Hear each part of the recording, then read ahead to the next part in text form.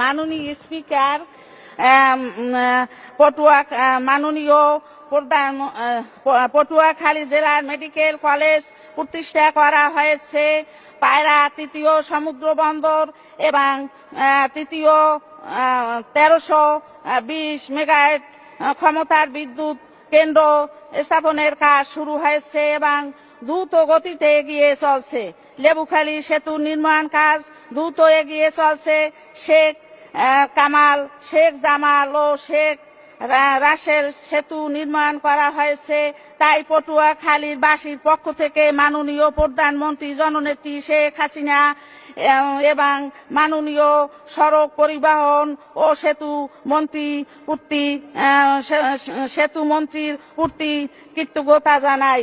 মাননীয় স্পিকার, মাননীয় প্রধানমন্ত্রী জননেত্রী শেখ হাসিনা সরকার দেশ এগিয়ে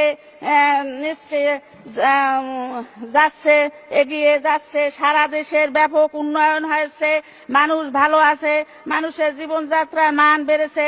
কিন্তু জামাত, বিএনপি তথা খালেদা জিয়ার এই উন্নত অগ্রযাত্রা ভালো লাগে না।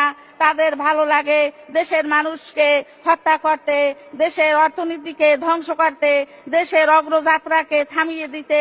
কিন্তু তারা যতই ষড়যন্ত্র করুক কখনো তারা সফল হবে না। কারণ জনগণ এই খুনি খালেদা জিয়াকে আর দেখতে চায় না। মাননীয় প্রধানমন্ত্রী জননেত্রী শেখ হাসিনার নেতৃত্বে দেশ এগিয়ে যাবে।